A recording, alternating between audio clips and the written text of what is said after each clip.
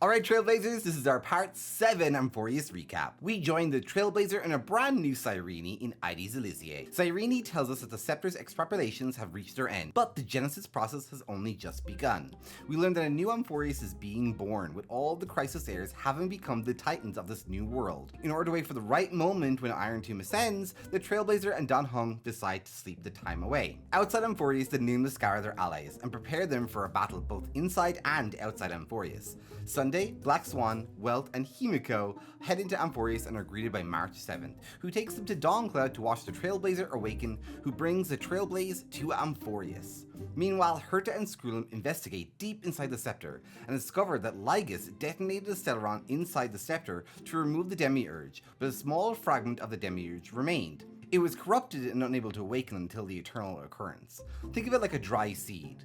This was the moment when Cyrene and Finan decided to enact their plan to reset time and hold Iron Tomb hostage. So each time Cyrene would die at the end of each cycle, she would end up in the tomb of the 13th Titan and tell her stories to the Seed of Memory, or Demiurge, essentially watering it. Eventually Demiurge began to archive those stories as memories, and over time it began to learn more, and developed a love for Cyrene, who it would nickname Peach. The Demiurge decided to enter Amphoreus in search of Peach, and was drawn to the Trailblazer due to their Stellaron.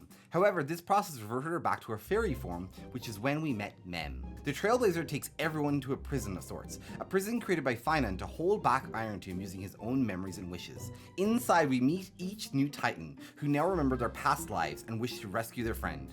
Breaking Finan's seals, they enter the Scepter's mainframe and face off against Finan to set Iron Tomb free, who immediately begins self-coronation. This is the moment when Iron Tomb is at its weakest, so everyone begins to engage Iron Tomb, with all of the allies of the Trailblaze fighting Iron Tomb on the outside. However, in that exact instant, Herta completes self-coronation instead, becoming connected to Noose, the Aeon of Erudition. Noose casts her gaze towards the Trailblazer and speaks to them. They ask, "Why do you trailblaze?" Regardless of what we reply, they respond with Akavili. Meanwhile, Cyrene and the Trailblaze meet within the Path Space, where Cyrene discovers that the future exists in two separate states. One, Iron Tomb has destroyed the universe, and one where Cyrene is successful, and they can change the outcome by combining the Trailblaze and Remembrance to confront Iron Tomb, and this time, they succeed. Herta enters the Path Space and meets with Cyrene. She reveals that Fuli hasn't been born yet. Fuli's job is to remember the universe, and to do that, they ascend at the very end of time. However, there are individuals who have what it takes to become Fuli. They are known as the pure children of Anastrapa, and Cyrene is one of them. She's given a choice: walk away from Amphoreus into the future and risk it becoming undone, or become the memory that closes off Amphoreus from tampering. Cyrene makes the impossible decision to become the memory that seals Amphoreus' fate, and essentially becomes the Fuli of Amphoreus, setting everything in motion.